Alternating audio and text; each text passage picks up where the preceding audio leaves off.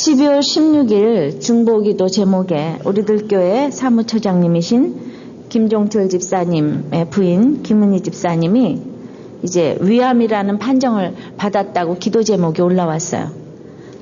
위암이 5cm의 악성으로 위 근육을 덮고 있는 밖에서부터 안으로 발생했다고 하면서 이제 위를 절제해야지 되고 간과 가까운 곳에서 시작되었기 때문에 간으로 전이되지 않기를 간절히 바라는 상황이다. 이렇게 기도 제목이 올라갔습니다.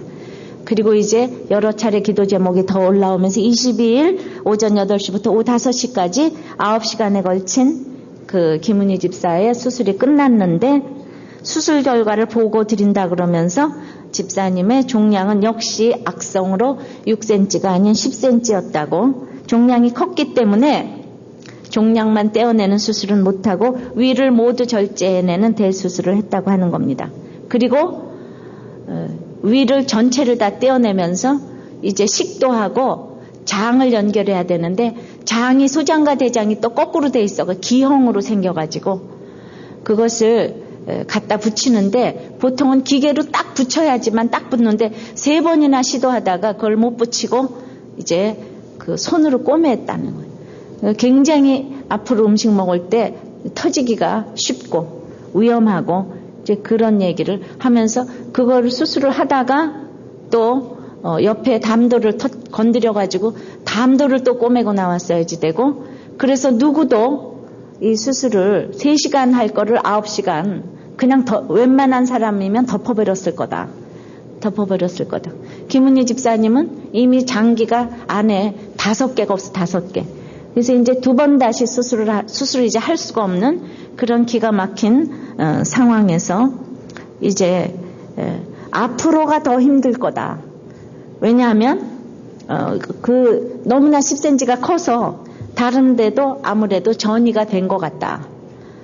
그래서 그 수술 끝나고 이제 29일 날 그 검사 결과를 봐야지 되는데 힘들어 보인다. 이러한 참 날마다 기가 막힌 소식을 우리들에게 전했습니다. 자, 2006년도에 우리들 교회 표현은 아가서 2장 말씀처럼 어여쁜 자야 일어나 함께 가자예요. 그런데 어떻게 이럴 때 어여쁜 자야 일어나 함께 가자 이렇게 말이 나오겠습니까? 그런데 오늘 본문 말씀 22절에 주님이 너는 나를 쫓으라고 이렇게 말씀을 하세요. 우리가 누구와 함께 가는가가 인생의 향방을 결정하는데, 그래도 감사하게도 주님께서 너는 나를 쫓으라고 해주시니 이게 오늘 참 감사한 것 같아요. 왜 주님을 쫓고 왜 주님을 수종들어야 하는가요? 첫 번째, 우리의 각색병이 고쳐지기 때문이에요. 오늘 8장 14절 저희들이 같이 한번 읽습니다. 시작. 예수께서 베드로의 집에 들어가사 그의 장모가 열병으로 앓아 누운 것을 보시고 그의 손을 만지시니 열병이 떠나가고 여인이 일어나서 예수께 수종들더라. 열병은 손으로 만져주셔서 떠나가게 하시고 말씀으로 병을 고치시고 귀신을 쫓아주시기 때문에 우린 예수님을 쫓아야만 합니다. 어떻게 쫓아주시죠? 말씀을 이루기 위해서 연약함을 친히 담당하시고 병을 짊어지셔서 고쳐주셨어요. 그런데 오늘 저는 이제 참 예수님이 이렇게 병을 고쳐주시면서 고쳐주시는 가운데 베드로 집에 들어갔다고 이 얘기를 보면서 아무리 병을 고쳐주시고 일을 많이 하셔도 예수님이 안식은 이제 그 동질의 믿음을 가진 사람하고 이렇게 안식이 되나 보다. 쉬러 여기 가셨어요. 그래서 우리가 주님을 쫓으려면은 이렇게 고쳐주시는 가운데 우리도 이렇게 안식이 있어야지 될 것 같은데, 여러분들의 각자 그 삶을 나눌 수 있는 그 지체가 있어야 될 것 같아요. 그거는 부모 형제도 아니었고 남편도 아내도 아니었어요. 자기하고 동질의 믿음을 가진 이 베드로 집에 들어가서 그 병을 고쳐주시는 가운데도 쉬려고 들어가셨는데 거기 들어가 보니까 또 장모가 열병을 앓고 누웠어요. 베드로는 집안을 버렸는데 집안을 버린 사람에게 주님은 찾아가셔서 장모의 병을 고쳐주시는 줄을 믿습니다. 살고자 하는 자는 죽고 죽고자 하는 자는 산다는 얘기입니다. 자, 그런데 이제 열병으로 앓아 누웠어요. 아마 열이 심했겠죠. 그래서 고쳐주셨어요. 주님께서 만져주셔서 고쳐주셨어요. 우리는 오늘 열병에 대해서 생각을 해봅니다. 그동안의 문둥병, 백부장의 하인의 중풍병, 무기력과 무감각을 주님께서 손을 대셔서 고쳐주셨는데 오늘은 열병을 고쳐주신다고 합니다. 열병은 마음의 열병이 있고 정신의 열병이 있고 영의 열병이 있다고 생각을 해요. 열병, 뭔가 그냥 정말 중독이 된 이런 것을 말하지 않는가 싶습니다. 이제 아추발드 하트라는 분이 그 중독에 대해서 뭐라고 얘기를 했는가 하면은 중독은 두 가지로 구분을 하는데 약물 등 물질 중독과 그 도박 등 행동 중독이라고 했어요.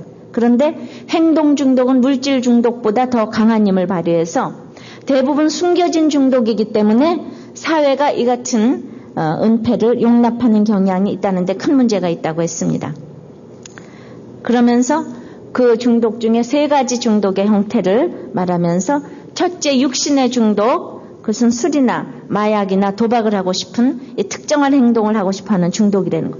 정말 우리나라 술 중독, 알코올 중독 많고 도박을 또 얼마나 많이 하는지 모른답니다. 정선에 카지노가 생기고 나서 지금 자살을 몇 명이나 했는지 모른다고 합니다. 이제 그 중독이 돼서 그래. 둘째는 안목의 정욕이라는 것이죠. 이것은 성적 중독도 여기 어느 정도 여기에 속한다고 해요. 셋째는 가장 강력한 중독으로 이생의 자랑이 있다고 이렇게 표현을 했습니다. 그러면 우리가 중독이 사실은 안 걸릴 사람이 하나도 없어요. 우리는 학벌을 자랑하고 싶고 외모를 자랑하고 싶고 집을 자랑하고 싶고 끊임없는 이게 가장 강력한 중독이라고 했어요. 끊지를 못해요. 그래서 중독의 보편적인 특징은 첫째, 자신의 진실된 감정을 다 표현하지 못한다는 거예요. 그래서 뭔가 술중독, 이런 얘기하는 사람들, 술중독, 이 도박 다 뭔가 숨기고 은폐하고 있습니다. 그리고 둘째는 우리가 현실을 인식하지 못하게 만든다고 해요. 그래서 중독은 우리를 환상 가운데로 인도를 해서 어떤 사람은 조깅에 중독된 사람, 정말 기진맥진할 때까지 한다는 거예요. 우리 아는 사람 한 사람도 그냥 에어로빅에 중독이 돼가지고 막 너무나 거기에 기진맥진해가지고 119를 타고 저 응급실에 실려갈 만큼 그렇게 에어로빅에 중독이 됐어요. 그 어떤 황홀감 때문이에요. 거짓된 안정감 때문입니다. 월급의 서너 배를 쇼핑하는 어떤 사람을 치료한 적이 있다고 했는데 이 물건을 샀을 때 황홀감 때문에 중독된 사람이었다는 거예요. 그거 왜 멈추지 않냐 그랬더니 도저히 자기 힘으로 멈추지 못하겠다고 대답을 했답니다. 근데 우리는 항상 이유를 찾아내려고 해요. 물론 이 여성은 부부관계가 원만치 못했다고 그래요. 그러니까 뭔가 부부관계가 원만하지 않을 때 남편에서 아내에게서 이렇게 그 충족되지 못할 때 자녀를 공부로 들들 볶거나 이렇게 쇼핑으로 가거나 무슨 뭐 도벽이 있거나 이런 모든 중독들은 이제 그걸로 자기 기쁨을 삼는데 참으로 인간의 힘으로 이 중독이 치료되기 어렵다는 겁니다. 어렵다는 것입니다. 그 숨겨진 중독은 우리를 자극하는 이 행동으로 나타난다는 거죠. 이 중독은 신체를 자극시키는데 아드레날린이 대표적으로 작용을 한다고 해요. 그래서 응급 상황에 이르면 아드레날린이 분비가 되는데 이 아드레날린이 기분을 좋게 해주는데 이 주의할 것은 아드레날린조차도 각성제와 같이 중독될 수 있다는 것입니다. 이거는 너무나 널리 알려진 중독이라고 해요. 그래서 알코올릭만 중독이 아니라 워커홀릭도 중독이 일중독. 그러니까 막 일을 하면은 기분이 좋은 거예요. 근데 막 열심히 하는데 막 아드레날린이 막 나오는 거예요. 그런데 그걸 딱 안 하고 있으면은 그 다음에 너무 우울한 거예요. 딱 다운돼가지고. 그래서 일을 안 하면 막 불안한 거 있잖아요. 이것이 바로 이미 이제 중독으로 들어갔다고 할 수가 있습니다. 주님께서 고쳐주신 병은 우리의 모든 보편적인 병들을 여기에 이렇게 언급을 했는데 열병에 붙들리면은 누가 고쳐줍니까? 모두가 얘기를 합니다. 인간으로는 고칠 수가 없다고 다 얘기를 합니다. 예수님이 봐주시는 것밖에 길이 없어요. 예수님께 붙들리는 것밖에 길이 없어요. 그래서 그걸 굿뉴스라고 해요. 어디에도 굿뉴스가 없어요. 그래서 사실 자기가 중독이라는 걸 인식한다면 성도에게 질병은 은혜일 수밖에 없습니다. 나는 정말 이 중독에 걸렸어. 이러가 인식만 하더라도 그 시간만큼은 교만해질 수가 없어요. 근데 이제 중독이라는 것을 인정을 안 하죠. 내가 왜 중독이야? 이렇게 얘기를 하기 때문에 우리는 그런 사람들을 놓고 기도하느라고 기진맥진합니다. 큐티 모임을 하면서 일주일에 한 번씩 지금 생각해 보니까 그래요. 교양 있게 공부를 가르치고 공부하러 오는 사람들을 만났어요. 그러니까 일주일에 한 번만 공부만 가르치니까 삶을 나누지를 않으니까 서로 교양이 있을 수밖에 없습니다. 근데 제가 그렇게 한 20년을 하다 보니까 제가 이제 신대원 가기 전에 예수님도 5,000명 중에서 12명 제자를 골라냈는데 나도 이제 이거 많이 모이는 거는 이건 내가 어떻게 검증이 안 되고 어떻게 할 수가 없잖아. 그때는 교회를 할 생각을 안 했어요. 그래서 난 이제 제자 모임하고 죽어야 되겠다. 제자들 키워내야 되겠다. 내가 죽어도 가르칠 사람이 있어야 되지 않겠는가? 그랬는데 그걸 어떻게 키워내야 될지 몰랐어요. 근데 지금 딱 교회를 하고 나서 보니까 이게 바로 제자 훈련하는 게 아닌가. 진짜 제자 훈련하는 왔다방이더라고요. 삶을 나누지 않고는 제자 훈련을 할 수가 없는 거더라고요. 그래서 수많은 사람들이 20년 동안 왔다 갔다 해도 내가 그 사람들의 삶을 모르기 때문에 우린 서로 교양이 있을 수밖에 없어요. 실질적으로 교회를 해보고 나니까 기도하고 서로 날마다 이런 기도 제목이 올라오고 그러니까 서로 예수님처럼 우리가 서로 만나고 보고 격려하고 권고하고 이렇게 할 수밖에 없는 거예요. 그러니까 믿음이 없는 사람들은 어머 왜 그렇게 힘든 일을 해? 이럴 텐데 진짜 말씀이 있으니까 이렇게 고쳐야지 될 열병이 있는 게 축복이고 그래서 이미 1년 동안의 기록을 모아서 복 있는 사람을 펴냈어요. 수많은 이제 환자들이 영육간에 고침받는 일이 수없이 일어나게 됐어요. 우리들 교회 간증은 뭐가 병이 낫다, 뭐가 잘 사라졌다 이런 게 아니라 다들 암이 걸려도 해옥자매처럼 자기가 회개하는 거. 우리가 그 책을 냈을 때 해옥자매가 암이 나서 글 쓴 게 아니잖아요. 암이 걸려도 회개하고 다 무슨 모두가 남편이 바람을 펴도 내가 회개를 하고 전부 다 모두가 이렇게 회개하는 희한한 그런 고침받은 얘기를 썼어요. 왜냐하면 그 열병에서 고침받았기 때문이에요. 내 육신의 정욕에서 고침받았기 때문에 이생의 자랑에서 고침을 받았기 때문에 이생의 열병에서 남들에게 자랑하고 인정받는 것에 대해서 그 열병에서 고침받았기 때문에 그렇게 간증을 할 수가 있었던 거예요. 남들이 보면 다 부끄러운 일인데 아까 그랬죠. 이생의 자랑이 가장 큰 열병이라고 가장 큰 중독이라고 가공할 만한 중독이라고 그래서 고침받는 일이 수없이 일어나게 되었어요. 그래서 저 이렇게 읽어보면서 어머나 주님도 이랬구나 이런 생각을 하면서 어쩌면 이렇게 교회를 하면서 많은 사람들이 고침을 받을 수가 있을까 생각을 합니다. 치유는 가만히 앉아서 되는 것이 아니에요. 그래서 이번 주에는 또 이런 간증이 올라온 거예요. 우리가 감옥에 간 자매네가 집사님 얘기를 남편이 감옥에 간 그 집사님 얘기를 제가 몇 주일 전에 읽어드렸어요. 근데 이분도 말할 것 같으면 이제 모든 걸 갖추었다고 얘기를 했잖아요. 그런데 자기가 이생의 자랑에 이 중독을 내려놓지 않으면 어떻게 이런 얘기를 이렇게 오픈할 수가 있겠습니까? 고침을 받았잖아요. 모든 걸 다 내려놨어요. 학벌과 이거 모든 거. 심지어 남편이 감옥 간 것까지도 내려놨어요. 10년 동안 바람을 피고 사업에서 망하고 정말 있을 수 없는 원수 그런 원수가 없는데 그 사람이 그렇게 말씀 때문에 고침받고 사랑을 하게 됐는데 드디어 부도가 나서 감옥을 가게 됐잖아요. 근데 몇 주 안 됐잖아요. 감옥에 가는 것이 하나님 뜻이다 이렇게 생각할 사람이 어디 있어요. 그러나 드디어 일을 냈어요. 이 남편이 맨날 아침마다 가서 큐티를 해주니까 시끄럽다 그러고 화를 내고 이러더니 드디어 편지를 보냈어요. 이 부인한테 편지를 보냈어요. 어떤 편지를 보냈는지 제가 읽어드릴까요? 부인한테요. 평생에 편지를 한 번도 안 받아봤는데 이 남편이 편지를 보냈어요. 이렇게 보냈어요. 읽어드릴게요. 참 고생 많았다. 지금도 그렇고. 근데 이분은 나쁜 거는 부인한테 반말을 했다는 거예요. 근데 우리 남편은 나한테 반말을 딥다 해도 편지를 쓸 때는 그래도 존댓말을 꼭 쓰더라고요. 여보시오 해가면서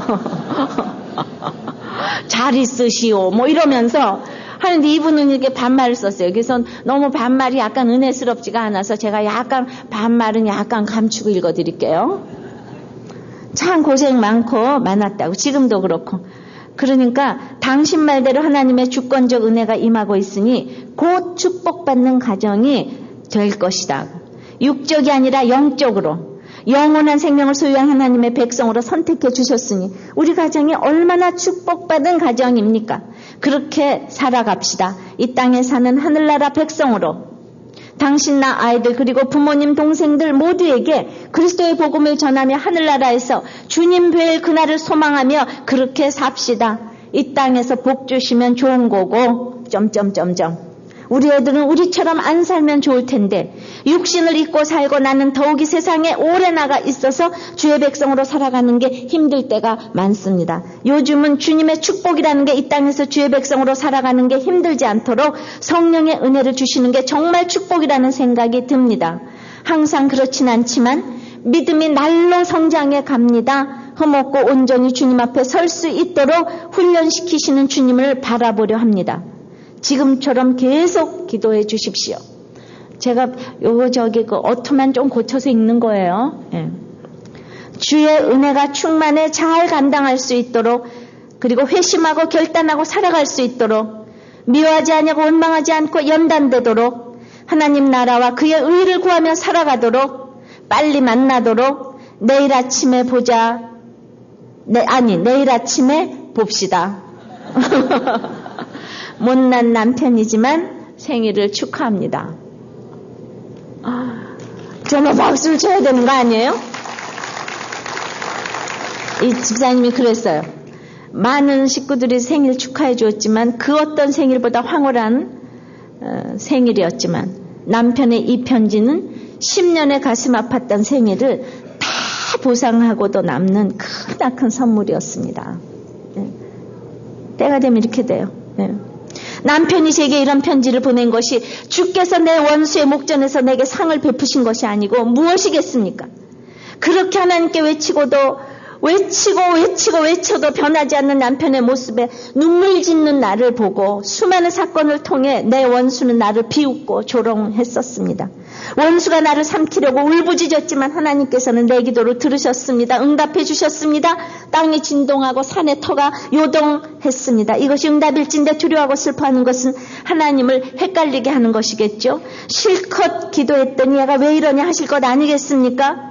저는 어제 오늘 참으로 통쾌하고 안 먹어도 배가 부를 것 같습니다. 하나님께서 내 원수의 보는 앞에서 내게 한 상을 차려주었기 때문에 원수의 약을 올려가며 야금야금 즐기며 주께서 제게 차려주신 상의 음식들을 먹고 있습니다. 남편이 감옥에 안 갔더라면 어떻게 이렇게 되었겠어요? 그동안의 기도 너무너무 감사해요. 우리는 주로 이런 게 감사해요. 그래서 하나님이 그리고 지체들이 감옥에 가라 그러면 그게 응답인 줄 알고 가야 되는 거예요. 그렇게 손을 써서 빼려고 그러시면 안 되는 거예요. 가니까 이렇게 금세 몇 줄 만에 이렇게 엄청난 응답이 오지 않았습니까? 그랬더니 면회를 갔더니 면회 시간에도 남편은 계속 이랬다는 거예요. 하나님이 오르신 게 맞는 것 같다고.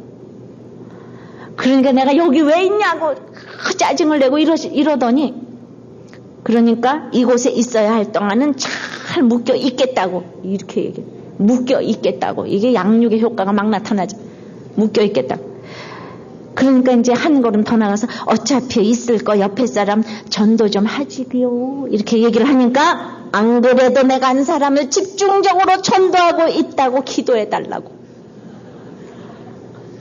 남편과 저는 서로 우습기도 하고 그래서 웃었습니다. 우리 부부는 2005년의 마지막 만남을 그렇게 오랜 세월 끝에 벽이 허물어진 편안한 웃음으로 마무리를 했습니다. 할렐루야. 저는 이 목장에 새로 참석한 식구가 자기 남편은 안 되겠으니까 아무래도 이혼해야 되지 않겠냐는 말에도 강한 확신을 가지고 설득할 수 있는 것은 가진 약재료를 준 제 남편도 변했는데 어떤 남편인들 변하지 않겠는가? 확신이 있기 때문입니다. 하나님께서 나도 내 남편도 건지시는 분이라면 말도 안 되는 것 같은 남편도 다 건지실 수 있는 분이심을 알게 되었기 때문입니다. 바로 이것이 열병에서 고치는 사건이라고 생각이 됩니다.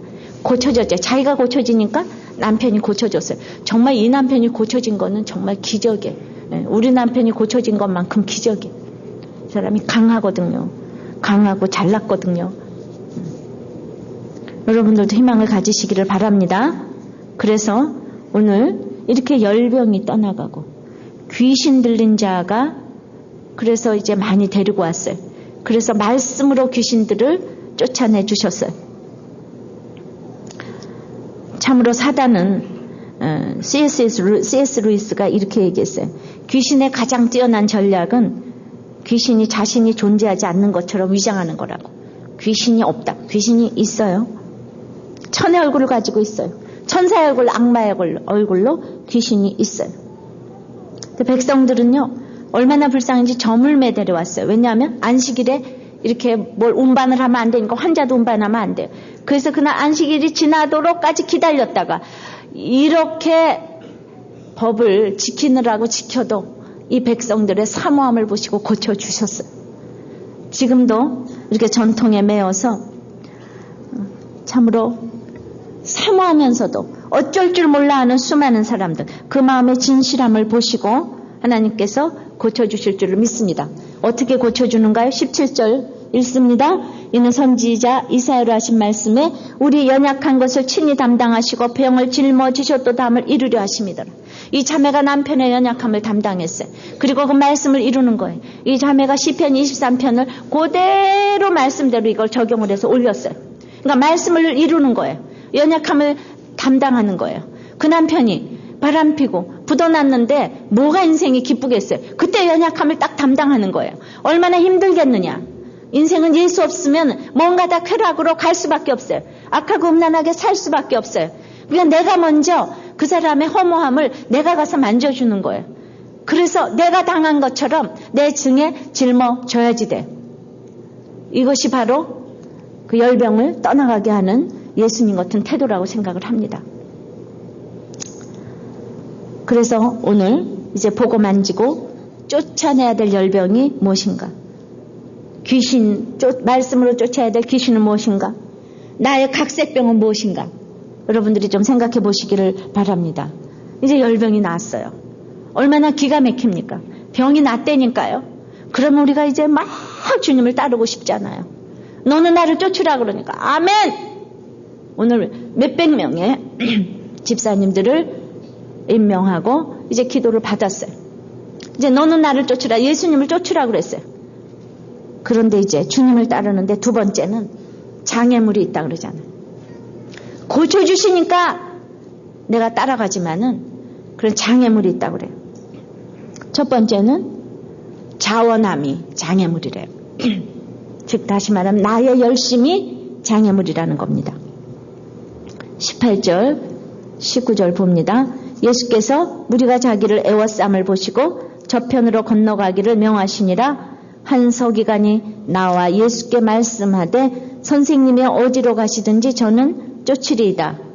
예수께서 이르시되 여우도 굴이 있고 공중의 새도 거처가 있으되 오직 인자는 머리 둘 곳이 없다 하시니라. 이제 내가 아무리 따르려고 해도 우리 주님은 제자와 이제 무리 중에서 제자를 골라내세요. 그렇게 열광을 해도요. 쭉 복음서에 보면은 떡을 주면은 사람들이 5,000명이 모이는데 그 다음에 내가 생명의 떡이다. 나를 먹고 마셔야지 된다. 그러니까 식인종인가 왜 먹고 마시는가. 이래가지고 어렵도다 그러고 제자들이 물러갔어요. 떡을 주면 사람들이 와르르 모였다가 이제 예수님 설교하시면 다 도망갑니다. 항상 그래요. 이제 38년 된 병자를 고치셔요. 사람들이 와 모여요. 그리고 나서 이제 주님이 또 설교하십니다. 그러면 다 떨어져 나갑니다. 그래서 맨날 저는 예수님 반열도 아닌데 제 얘기만 들으면 어렵대요. 어려우시죠? 어려우시죠? 그거 봐요. 어렵대잖아요. 어렵대. 그러니까 우리는 기적만 좋아해. 지금 이렇게 막 열병이 떠나갔잖아요. 그러니까 우리가 막 모여들었어요. 모여들었으니까 서기관이 그냥 나 주님을 따라가겠다 이러잖아요. 그래서 항상 저는 그 무리 가운데서 제자 골라내는 인생을 살게 하셨어요. 예. 참 있잖아요. 예. 진짜 짧다면 짧고 길다면 긴 인생 가운데서 양육을 많이 해봤는데 이거저거 경험해보지 않았으면 그저 인생이 그런 줄 알고 갈 뻔했는데 그거 아니더라고요. 제가 한 가지만 얘기를 하면 재수생 모임을 16년을 인도를 했어요. 그런데 나는 우리 집에 와주는 것만도 고마워서 내가 신학도 안 했는데 그게 고마워서 불철주야 섬겼어요. 그러면은 재수생 아이들 엄마도 있을 것이고 근데 걔네들을 데리고 그렇게 섬겼어요. 근데 지금 와서 생각해. 그때는 그런 생각도 안 했어요. 지금 와서 생각을 해보는데 어떻게 16년을 섬기는데 그렇게 자기 집을 내겠다는 사람이 한 명도 없을 수가 있어요? 그 너무한 거 아니에요? 그러니까 아이들이 살아나고 이래도 이렇게 헌신한다는 것 자체는 그러니까 너무 은혜 받았어요. 저한테 와서 말은 다 너무너무 잘한다고요. 아유, 근데 집사님 때문에 살아났다. 뭐 그것뿐이었겠습니까? 제가 그거를 보면서 그러나 그분도 믿음이 없고 그래서 그걸 보면서 그 믿음이 없다는 얘기가 아니라 이제 사람은 사랑의 대상이지 믿음의 대상이 아니라는 거예요.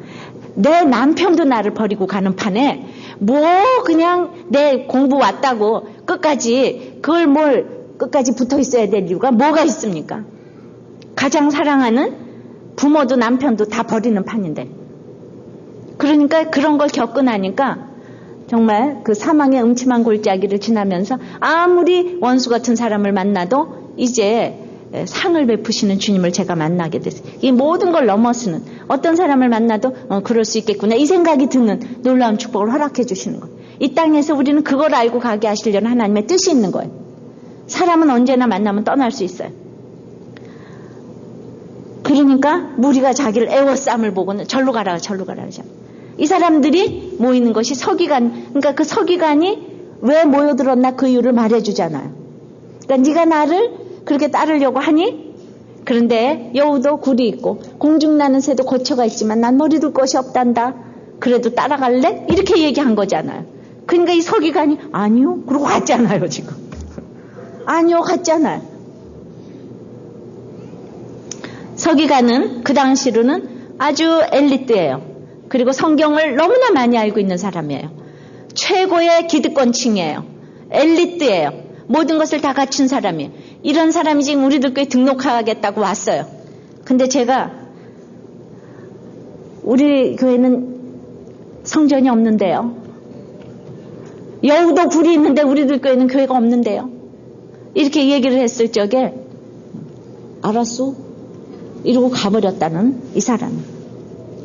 저는 참으로 우리들 교회가 계속 이렇게 서기관을 골라내는 이런 교회가 되기를 바라요. 서기관 같은 사람들은 일을 할 자격이 없다고 골라내기를 바라요. 정말 보통 다른 교회 같지 않게 정말 믿음이 왕노릇하는 교회가 되기를 바랍니다. 그것은 무엇보다도 목사한테 달려있다고 생각을 해요. 여러분들이 저를 위해서 기도를 해주시고 제가 치우치지 않도록 늘 기도해 주시기를 바랍니다. 저도 사람은요 장사가 없거든요. 여러분들이 늘 저를 위해서 깨어 있을 수 있도록 기도해 주시기를 바랍니다. 그런데 정말 이 서기관 같은 그런 훌륭한 신학자가 있었어요. 목사이자 신학대학 교수고 대학 설립 동역자까지 한 이분이 나이를 먹어가면서 죽음이 두려워지는 거예요. 죽음이 너무 두려워지고 내가 이렇게 존경받으면서 이 땅을 떠날 수가 있을까? 자기 아끼는 제자에게 그래서 편지를 썼어요. 그래서 이제 공포에 대해서 편지를 썼어요. 그러니까 이 제자가 선생님한테 선생님이 나한테 늘 그렇게 충고했던 것처럼 나도 선생님에게 충고 좀 하게 해주십시오. 그러면서 깊은 낭떠러지를 건너가려 하는데 그 위에 다리가 놓여 있다면 그곳에 서서 자신을 돌아보면서 그 다리가 충분히 믿고 건너갈 수 있는 것인지 궁금해 하겠습니까? 아니면 건너가지 아니하고 다리에 상판이나 제목 그리고 공사의지를 점검해 보면서 다리가 믿을 만한 것인지 아닌지 결정한 다음에 그 다음에 확신을 갖고 건너가겠습니까? 믿음은 그리스도께 있습니다. 자신에게 초점을 맞추기보다는 주님의 능력에 초점을 맞추는데 시간을 쓰십시오 이러고 말을 했다는 거예요. 우리 가운데 이런 서기관들이 많이 있어요. 그래서 열광을 하고 쫓아가도 무슨 사건, 이 서기관은 지금 세상에서 뭔가 기적을 주니까 쫓아가는 거 아니겠습니까? 진짜 좁은 길을 가는 제자도를 가려고 하는 사람이 아니기 때문에 그래서 사건이 올 때마다 무너질 수밖에 없어요. 인간의 대인관계에서 무너질 수밖에 없고 인정받지 못하면 무너질 수밖에 없는 사람이 바로 서기관이에요. 나는 이런 분들이 세워졌지 않기를 바라요.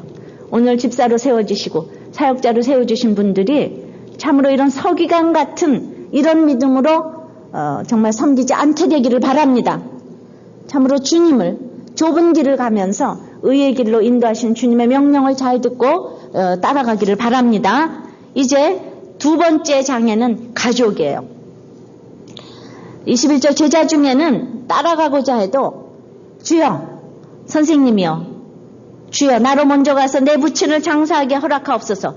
이것은 마땅히 허락해야지 될 일입니다. 그런데 살아계신 아버지가 돌아가시면 따르겠다는 말과 마찬가지예요. 우리 가운데는 내가 어머니가 불교인데 돌아가시면 예수 믿게 하겠다 이런 사람도 있고 그래서 가족을 먹여 살리는 일, 아이들의 교육비 등으로 예수님을 지금 따라가지 못하겠다고 하는 이런 사람들도 있습니다. 우리가 내 일을 할 때는 다른 것 하기가 참 어렵잖아요. 그래도 주님은 마태가 세간에 앉아있고 베드로가 고기를 잡을 때 불렀어요. 자기를 열심히 할 때 불렀어요. 그러나 내 일을 아무리 열심히 해도 사실 이 세상의 결국은 죽음이에요.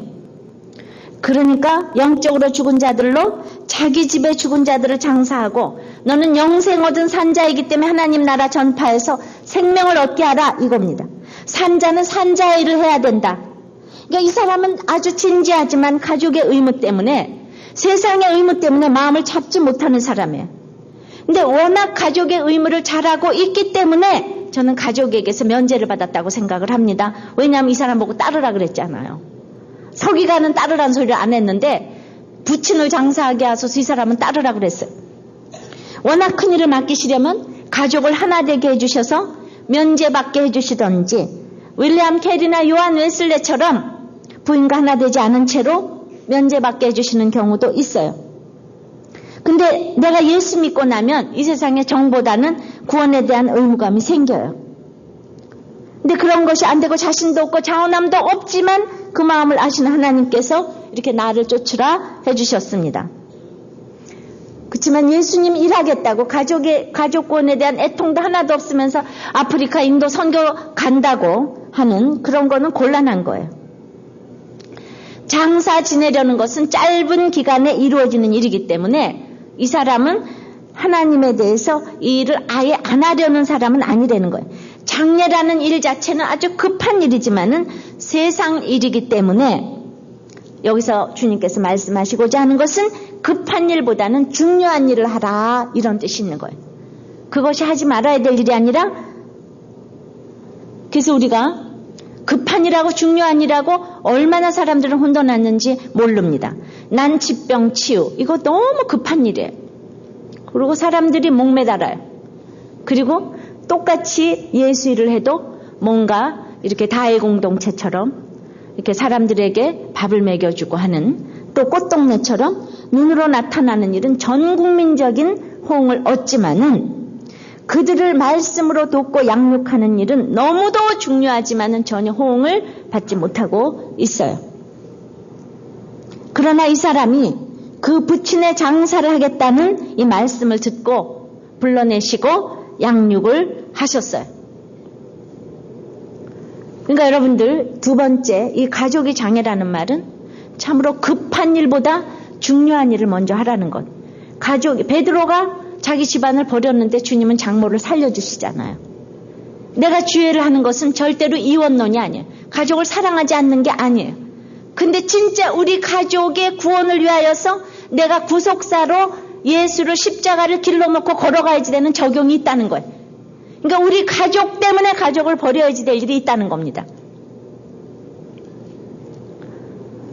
저는 오늘 우리 시댁에서 모여야 돼요. 오늘 1월 1일이잖아요. 그런데 제가 지금 주일 지금 낮에 모여요. 근데 거길 가야 되겠습니까? 여기 교회 와서 설교해야 되겠습니까? 여러분들이 답을 얘기해봐요. 그러니까 제가 주님의 제자된 자로서 제가 더 중요한 일이 저한테 있지 않아요. 그러니까 그렇다고 절 보고 오늘 불효라고 그렇게 얘기를 주님은 안 하신다는 얘기예요. 그러니까 그만큼 여러분들이 확신이 있어요. 그러니까 레위는 대제사장은 부모가 죽어도 그 시체의 죽음을 만지지 못하게 돼 있잖아요. 이렇게 여러 사람을 살려야지 되니까 사람 살리는 일에 여러분들이 헌신을 해야 된다는 거예요. 너희들이 주님을 따르겠다고 하는 건 얼마나 나이브한 얘기인지 모른다. 세상 거 다 쥐고. 그래서 저는 주님의 제자를 확실하게 뽑기 위해서 가장 확실한 방법이 뭔가 했더니 환난 당하고 빚지고 원통한 자를 오라고 하면 그분들이 제자 되는데 제 1번이더라고요. 다른 사람들은 너무 기다리는데 시간이 많이 걸려요. 그래서 하나님은 저를 이거저거 다 경험하게 하셨어요. 경험하게 하셨기 때문에 제가 이렇게 확신 있게 얘기를 할 수가 있는 거예요. 그리고 천국에서는 제자된 사람을 아시죠? 1등으로 보는 거. 사람을 보는 눈이 있어야지 되는 거. 그래서 지금 제가 어제도 얘기를 했습니다. 정말 이제 여호와의 집에 거하리로다. 나의 평생의 선하심과 인자하심이 정녕 나를 따르리니 내가 여호와의 집에 평생 거하리로다. 그래서 가장 고난을 받고 기쁜 것이 여호와의 집에 거하는 거. 공동체에 속하는 거. 내 평생에 가장 지금 좋은 공동체라고 하면 우리들 교회예요. 제가 교회를 올 때마다 설렘이 있고 정말 애인을 만나러 오는 것처럼 기쁨이 있어요. 그게 그냥 교회라고 그래서 그런 게 아니라 여러분들이 그런 마음을 다 가지고 오는 사람들이 서로 사모하는 사람들끼리 모였기 때문에 설렘이 있고 기쁨이 있고 내가 데이트를 하면서도 느끼지 못했던 이런 감정을 교회를 오면서 느끼는 거예요. 여러분들도 느끼십니까? 아멘 한 사람만 그래요? 진짜 여호와의 집에 거하는 것, 그것이 우리 교회일 수가 있고 여러분들의 삶의 처소가 있을 수가 있고 그 다음에 이제 궁극적으로는 그 천국이겠죠. 그런 공동체의 예배가 여러분들에게 기쁨이 되면은 모든 병으로부터 고침은 그냥 금세 받게 돼 있어요. 그저 전자동으로 받게 돼 있습니다. 여러분들 그렇게 기쁘십니까? 기쁘십니까?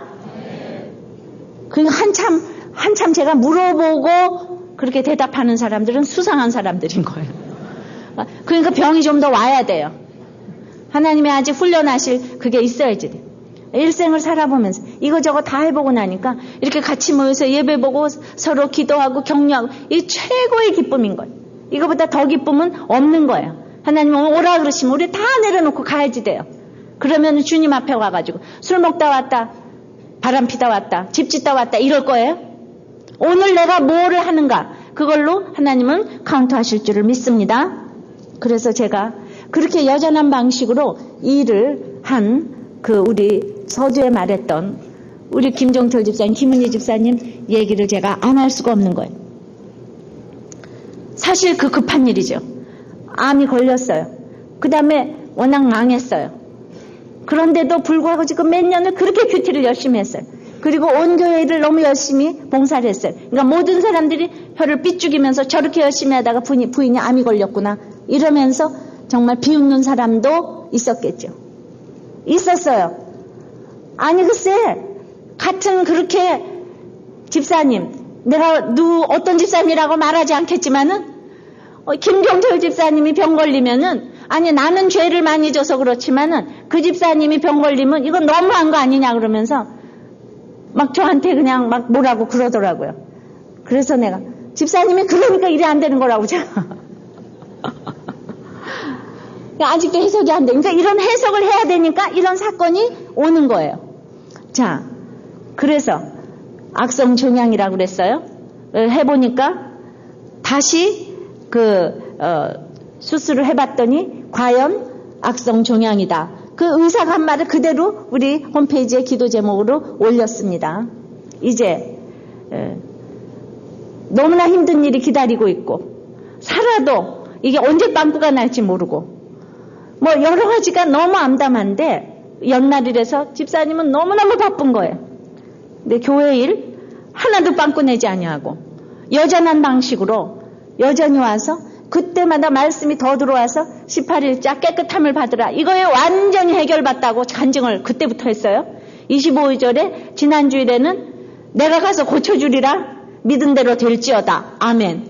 그래서 이거 벌써 자기는 다 해결받았다고 이렇게 얘기를 합니다.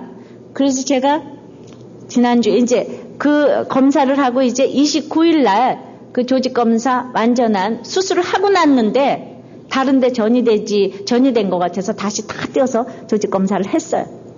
위험하다고. 근데 제가 이제 병원에 갔어요. 그랬더니 또 이 김은희 집사 또 여전한 방식으로 그 6인용 병실을 다 전도를 하고 있더만요. 그래가지고 모든 사람들이 그냥 다 가서 은혜를 받는 거예요. 그리고 그냥 제가 갔더니 그 옆에 환자, 내일 위암 환자 왔는데 목사님 잘 오셨다. 그분 좀 전도해달라고. 그래서 나는 김은지 집사는 말씀 하나도 안 전하고 그 사람만 붙들고 복음 그냥 계속 전하. 그 사람 참 정말 끔찍이도 말 안 듣더라고요. 응? 그래가지고 그 사람 복음 전하고 기도해주고 그러고 전부 다 갔다 와서 너무 편안하고 은혜를 받는데 그날 이제 오면서 이제 그 얘기를 해주는 거예요. 그 김종철 집사가 수술하기 하루 전에 제 신간서적 날마다 살아나는 큐티를 읽으면서 그냥 너무 다 해결됐다는 거예요. 너무 큰 평강이 찾아왔고 살려달라는 기도보다는 주님 제가 수술실에서 깨어나지 않는다고 해도 저는 너무너무 행복합니다. 예.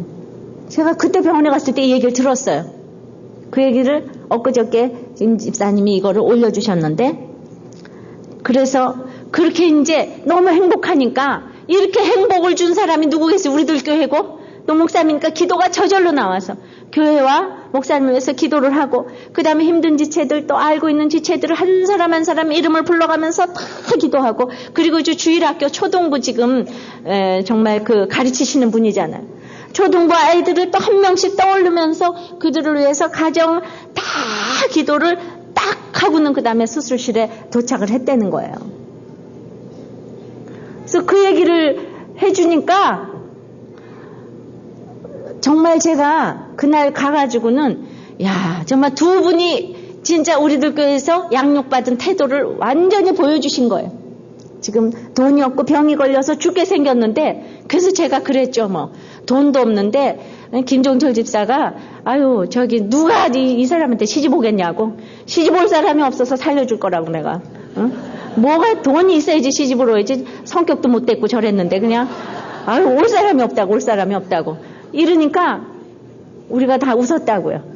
그래서 도저히 지금은 데려갈 때가 아니라고 그렇게 얘기를 하니까 서로 그 상황에서 우리가 웃고 농담을 하고 그렇게 완전히 죽는 얘기를 마음대로 자유스럽게 하고 이것이 바로 사망의 음침한 골짜기를 다닐지라도 해를 두려워하지 않는 거 아니겠습니까?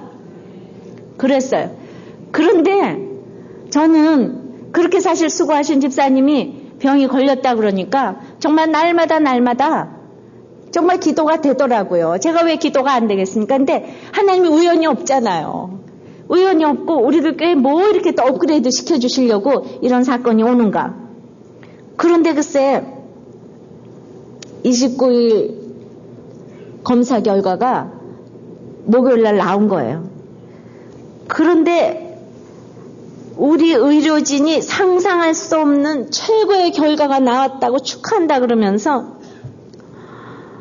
그냥 그게 있잖아요. 10cm가 넘는 그거가 양성이라는 거예요. 글쎄. 전이가 물론 안 됐을 뿐더러 그래서 이제 끝나고 나서 만약에 항암 치료를 하려면 밥도 못 먹는데 항암 치료를 몇 달 동안 어떻게 합니까? 지금 장을 이렇게 꼬맸는데. 그러니까 지금 제가 이 두부의 태도를 보면서 그 일이 온 것이 진짜 말씀대로 이루어져 가고 정말 그대로 믿었다고 그때마다 적용을 저한테 다 말씀을 했지만 우리는 그래도 안 믿으려고 그러잖아요. 근데 이 암세포가 계속 기뻐하면은요, 암세포도 없어진다고 얘기를 하더라고요. 그 환자들이, 아니 그 의사들이. 좋은 그 사랑의 약으로 계속 긍정으로 이렇게 가게 되면은 암세포도 변한다고 하는데, 도무지 10cm가 되는 이런 거가 어떻게 그렇게 그게 양성일 수가 있어요. 미리 검사했을 때 다 악성으로 나왔는데, 수술했을 때도 악성이었는데 어떻게 갑자기 이게 양성으로 바뀔 수가 있죠? 여러분들의 기도 때문이에요. 본인들이 적용을 잘했기 때문이에요. 그래서 그냥 이거를 이제 다 올렸어요. 너무 감사하다고 올렸습니다. 그러면서 이걸 이렇게 적용을 했어요. 이번 사건은 반드시 저희 집안에 와야 될 사건이었다고 그렇게 했어요. 그러니까 지금 제가 시편 18편 말씀처럼 환난 가운데 부르짖어서 하나님이 부르짖음을 들으셨다고 했는데, 그 응답이 땅이 진동하고 산의 터가 요동하는 사건으로 왔잖아요. 왔어요. 말씀대로 심판의 응답으로 왔어요. 그런데 왜 7절서부터 14절까지 계속되는 진노로 인해서 그 18편 15절에 보면 여호와의 꾸지람과 콧김을 인하여 물밑이 드러나고 세상에 터가 나타났다고 했잖아요. 근데 응답 중에 응답은 내 자신의 본체가 드러나는 건데, 이 김집사님 가족이 그렇게 부도가 나고 정말 옥탑방에 가도 예수 믿으면서 워낙 두 부부가 멋쟁이인 거로 사망의 줄이 두르고 불의 창수가 두렵게 하는 사건이 계속 왔지만은, 그 발 아래가 어두컴컴하고 우박과 숯불이 내리고 번개로 파하셨지만은 계속 말씀 붙들고 몸된 교회를 위하여서 불철주야 수고를 했는데, 그럼에도 불구하고 아직도 너무나 맛있는 거를 좋아하고 멋있는 거를 좋아하는 이거를 끊을 수가 없는데, 왜 돈이 하나도 없는데도 전자동으로 왜 쫙 색깔 맞춰서 입는 거 알죠? 그 두 부부가요. 그냥 배운 도둑질이라서 어쩔 수가 없어. 그냥 쫙 그냥. 그래서 그런데 이번에 이 사건을 통하여서 이제 장이 이제 연결이 됐으니까 한 1년 동안은 아무것도 못 먹는 거예요. 이제 자리 잡으려면은, 그러니까 온 집안 식구가 외식은 절대로 할 수가 없고, 맛있는 거를 물어보면 우리 김 집사님한테 물어보면 되거든요. 멋있는 집을 물어보면, 근데 이제 그걸 갈 수가 없게 된 거예요.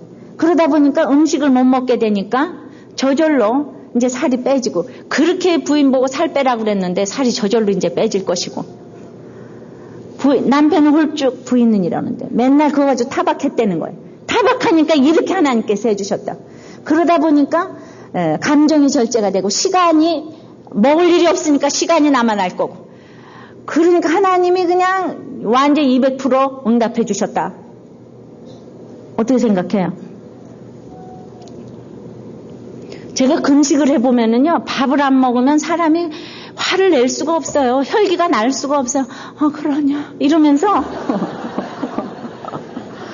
그냥 저절로 이제 혈기가 다 절제가 되고 온유해지고, 그냥 우리 김 집사님의 부족한 그 부분을 하나님께서 이번에 치료를 해주신다고 믿습니다. 내가 아무리 예수님을 믿어도 안 고쳐지는 부분이 있는데 확실하게 이번에 이렇게 건강으로 모든 것으로 이렇게 채워주시는 분, 이렇게 이거를 또 적용을 해서 그렇게 올렸어요. 저는 아주 가장 큰 성탄절 선물로 이번 사건을 주셨다고 생각을 합니다.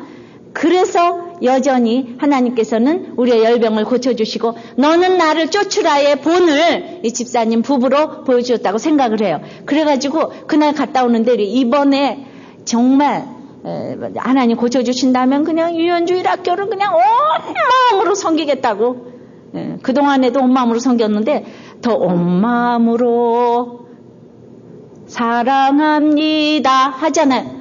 그 얘기를 했거든요. 저는 이 간증을 어저께 읽은 게 아니라 이 얘기를 이미 병원에 가서 들었는데 이렇게 진짜 깨끗이 아무런 그 악성이 아니라고 하니까 참 기가 막힌 하나님의 섭리하심을 느끼면서 감사를 드립니다. 너무 감사합니다. 우리 오늘 감옥에 가서 부인한테 편지 쓴 사람 김종철 집사님의 놀라운 하나님의 사랑으로 고쳐주신 것을 믿습니다. 우리 좀 하나님 앞에 박수를 좀 돌려드리고 찬양을 돌리기를 바랍니다. 이제 말씀을 맺습니다.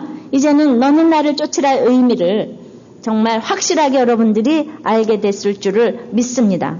우리는 주님을 따를 수 없는 존재예요. 그런데 주님이 여러 가지 사건으로 수고하셔서 나를 따르게 하시고 기쁨을 주시니 감사한 것밖에는 없는 것입니다.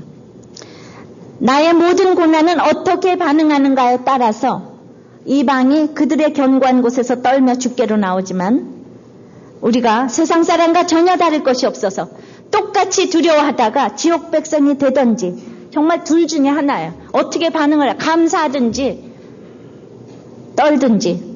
왜 주님을 쫓아야 돼요? 우리의 열병을 고쳐주시기 때문이에요. 우리의 육신과 마음과 영의 열병을 주님이 보시기를 간구하시기를 바랍니다. 우리의 도박과 마약과 알코올 중독과 드러나지 않는 숨겨진 중독들을 주님 앞에 내어놓기를 바랍니다. 무리 속에서 성도가 되기를 바라요. 제자가 되기를 바라요. 그래서 올해는 등록도 하고 공동체에 좀 속하기를 바랍니다.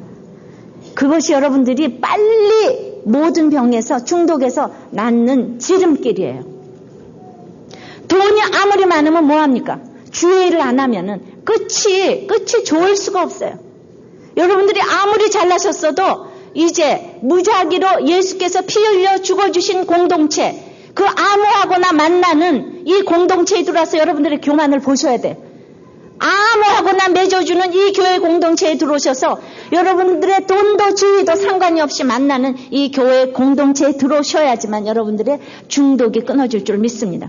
하나님께서 오늘 이렇게 약속해 주셨는데 여전히 불순종하는 사람들은 저도 책임 못 지겠어요. 이런 분들은 암이 걸리면 이제 죽어갈 겁니다. 그래서 하나님은 그렇게 얘기했어요. 이분이 우리가 너무나 말을 안 듣기 때문에 암이라는 병을 통해서 우리를 구원하신다고. 그래서 수많은 세계 최고의 사망률 1위가 암인데 그 암은 하나님께로 인도하는 또 1위의 도구가 되고 있다고. 그렇게 말을 안 들으면은 진짜 암이라는 병을 통해서 돌아올 수밖에 없는 거예요. 근데 그나마 이제 이렇게 준비를 하지 않냐고 공동체에 속하지 않으면 암이 걸려도 주님을 만나지 못한다고요. 미리미리 준비해 두셔야 돼요. 자원함보다 부르심이 먼저인 것을 알고 우리가 제발 있잖아요. 이렇게 따지지 말고 단순하게 주님이 옳습니다. 주님만을 따르겠습니다. 이래야 되는데 이분들 다 따지다가 주님의 제자가 못 되잖아요. 급한 일보다 중요한 일을 하는 올 한 해가 되도록 그걸 위해서 우리가 기도하기를 바랍니다. 주님을 쫓는 것이 이 세상의 가장 큰 행복이고 아버지 하나님 기쁨인데 주님 우리들은 어디에 안식이 있다고 주님을 멀리하고 아버지 하나님 그 숨겨진 중독으로 저희들이 피하고자 합니까?